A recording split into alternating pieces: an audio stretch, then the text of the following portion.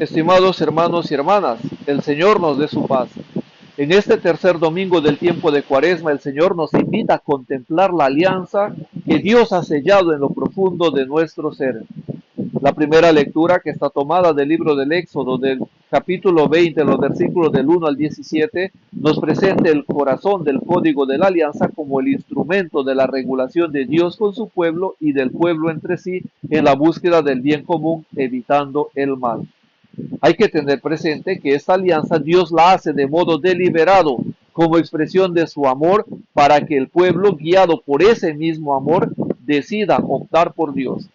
Al inicio de este código de la alianza se encuentra la revelación, no tanto de la ley, sino de la identidad misma de Dios, cuando Dios viene y se manifiesta del mismo modo como se manifestó a Moisés ante la zarza ardiente, con la misma expresión: yo soy el Señor tu Dios que te sacó del país de Egipto.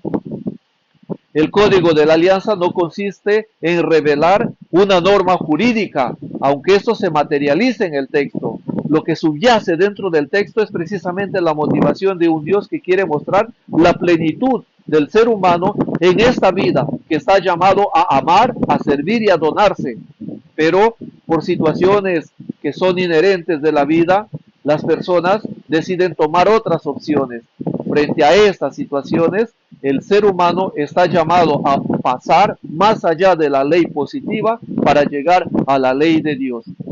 Orígenes de Alejandría, un escritor de mediados del tercer siglo, interpretando este texto en la homilía sobre el Éxodo, decía que abrazar la ley de la libertad y de la redención de Dios es abandonar Egipto, es decir, evitar el mal que se materializa en querer obstinarse por el mal.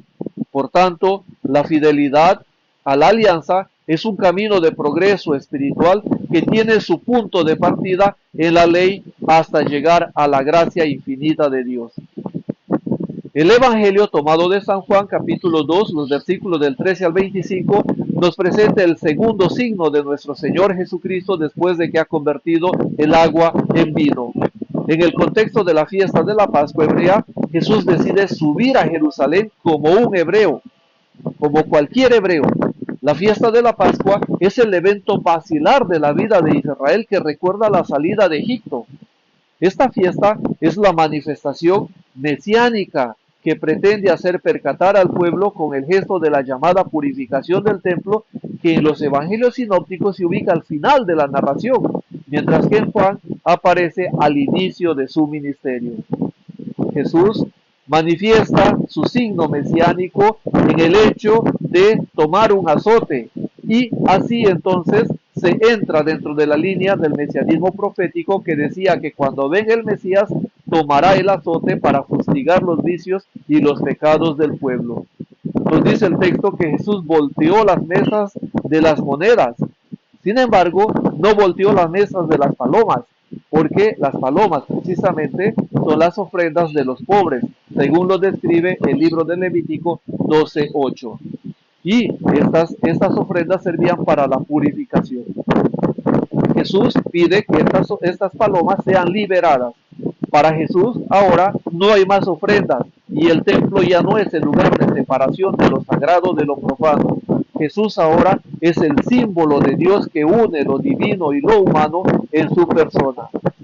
El hecho de volcar y liberar el templo del negocio de las ofrendas tiene una evidente relación mesiánica, como ya lo habíamos dicho al inicio, y que lo encontramos en Zacarías 14:21, cuando dice que no habrá más mercaderes en la casa del Señor aquel día.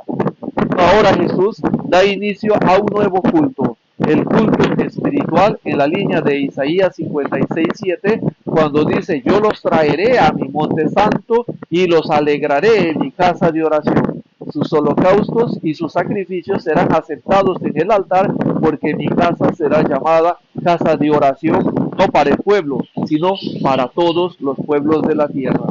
En Juan, la casa del Padre es la clara conciencia de la identidad mesiánica de Jesús, que se abre para todos los pueblos, para que todos los pueblos vengan a adorar a Dios mediante la adhesión a la persona de Jesús y su proyecto, que es el reinado de Dios.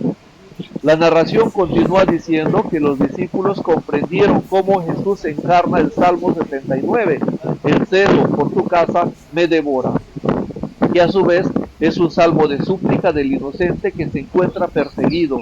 Desde esa perspectiva se puede entender el sentido de la vida de Jesús cuando en Juan lo repite nuevamente en el capítulo 15, 25 y también al final del Evangelio 19, 28, 29, en clara alusión precisamente al destino de Jesús, que es la muerte, donde el celo por el Padre lo lleva hacia la muerte en la cruz.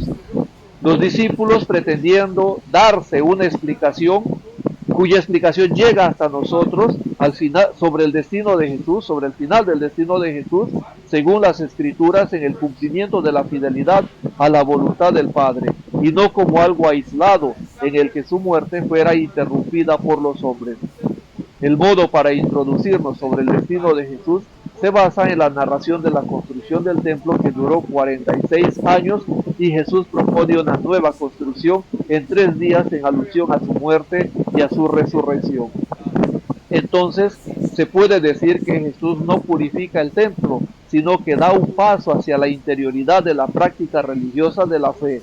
El lugar donde Dios habita ya no es el templo, sino es una persona en el íntimo de su ser. Eso la Escritura dice, que todos seremos dioses.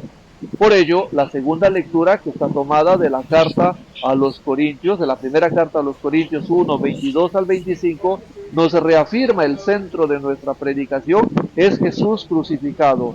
Locura para un griego que no concibe la muerte de un Dios, y escándalo para un hebreo que no puede concebir que un Mesías muera bajo el signo de la maldición. Y precisamente ese es el signo para la salvación de aquellos que viven bajo los signos de la maldición de nuestro sistema religioso. Pablo quiere mostrar a un Dios que redime lo más bajo de nuestra humanidad, aceptada con humildad. Bellas palabras que resuenan en nuestro corazón en este tiempo de Cuaresma, para que la religión se constituya una forma de vida y no de culto. Una buena experiencia para que reconozcamos nuestra miseria en lo más sutil de nuestra debilidad. La gracia del Señor nos acompañe. Buen domingo, paz y bien.